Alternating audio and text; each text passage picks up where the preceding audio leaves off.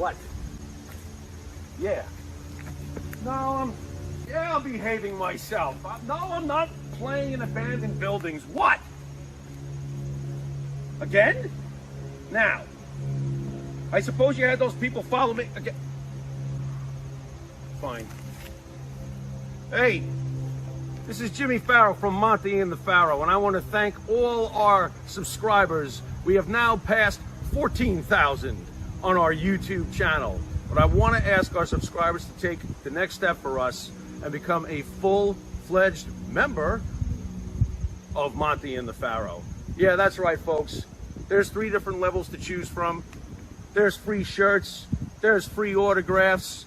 Just check it out and become a member of Long Island's #1 pro wrestling broadcast, Monty and the Pharaoh. Later.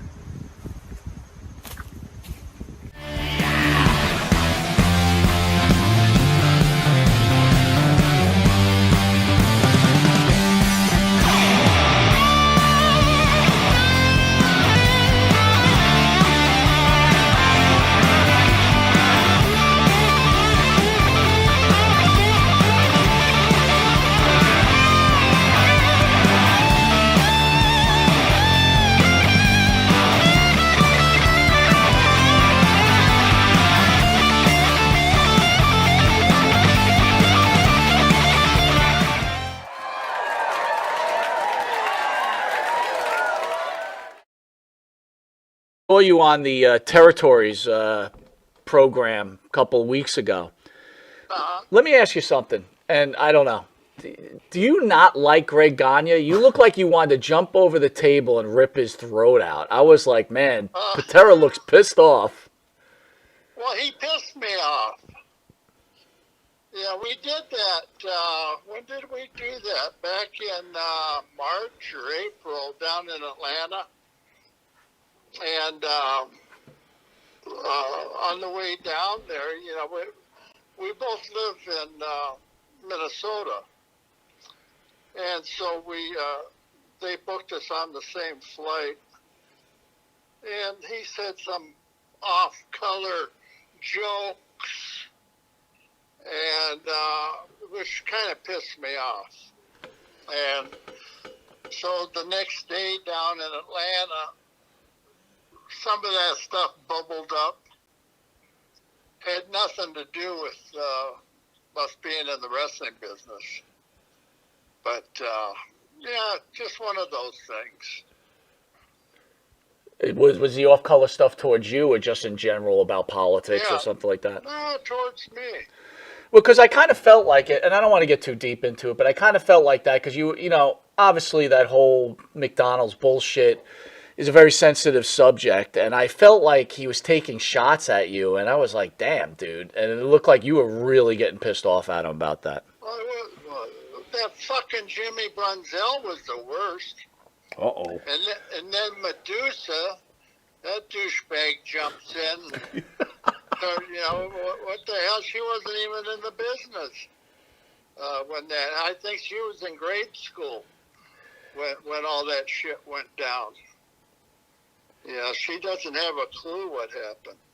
Yeah, that's for sure. But I forgave them because they're ignorant and stupid, and you know how it is. Well, who would have known that Brunzell was a big pill dealer too? That was a little shocking news for me. Really? Oh yeah, he was a pharmacist. Wow. He always had a. Well, you know, 90% of that stuff was legal back in those days. Yeah, that he was talking about. Nowadays, it'd be hard to, like Quaaludes, they stopped making those. God, I don't remember, 89, no, it was before that. Well, Kenny, did you ever take Quaaludes? Because I never took them, but I heard they were pretty wicked. No? No, I never took Quaaludes.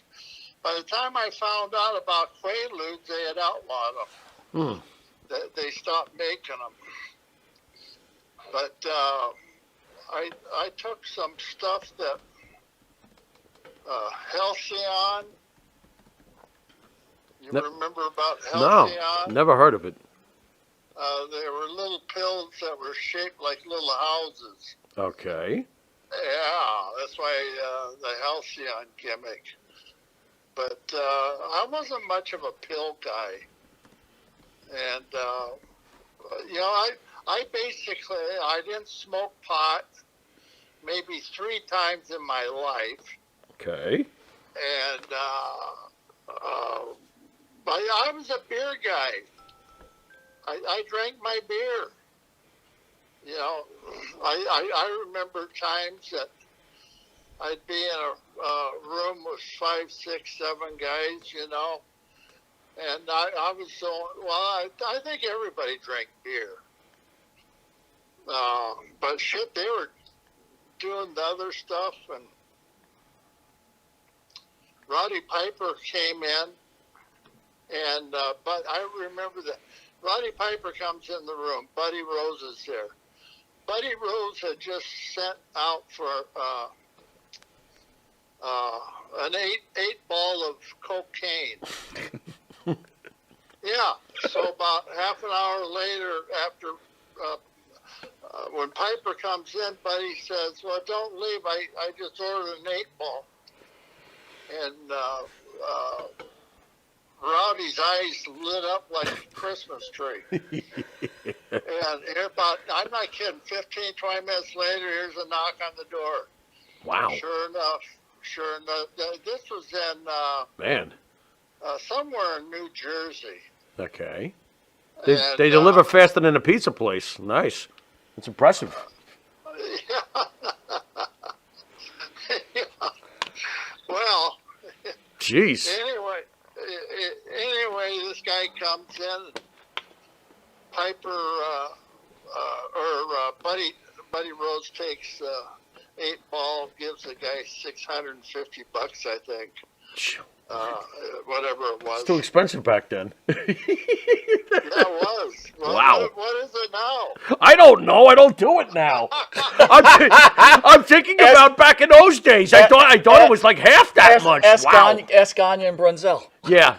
We're the wrong people are talking. We gotta. By the way, Ken, were you by any chance like also getting pissed at Greg Gagne because he has tennis legs and he was the son of Vern and he got away with quite a bit of a push in his career? Or am I wrong about that? No, that didn't bother me because I knew the business. Yeah.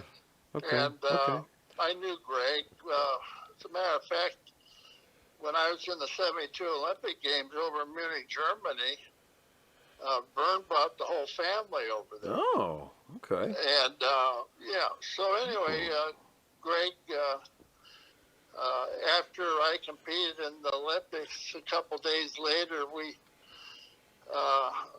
Greg says, "Are you going to go anywhere here in Europe?" I says, "Yeah. I'm going to go jump on a train and not even pay attention."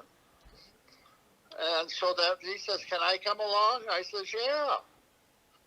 And so we went out and, to the train station, got on a train headed for, where the hell were we going?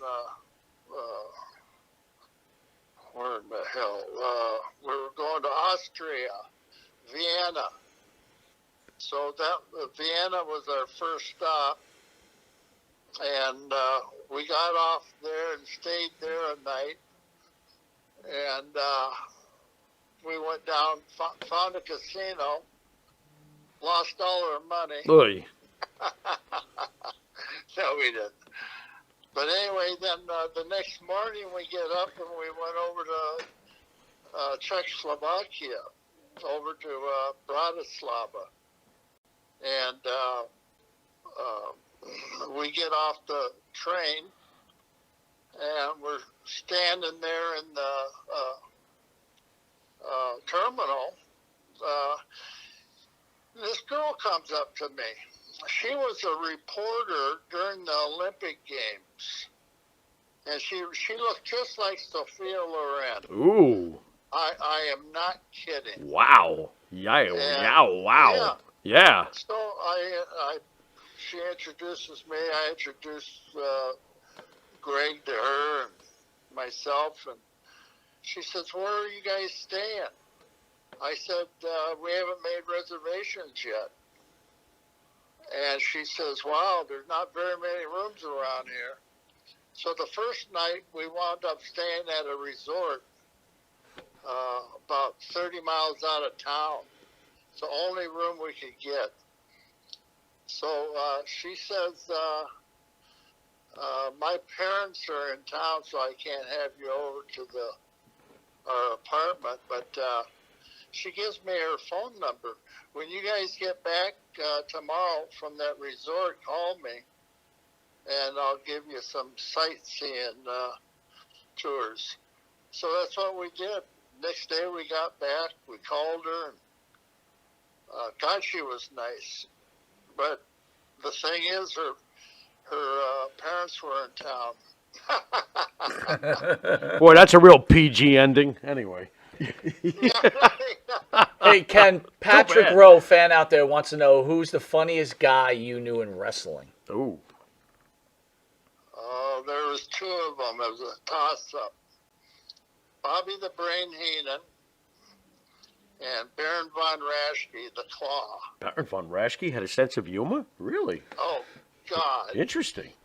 Yeah, he'd deadpan you all day long. He'd have you in stitches. Yeah. What do you have, like when you say deadpan, what do you have, a dry humor? Because Bobby was over the top. Yeah. What was he like, the opposite approach, but just as effectively funny? Exactly. Nice. Exactly. Baron von Raschke, get a load of that. Interesting. Yeah. I wanted to, Ken, I'm sorry, I wanted to ask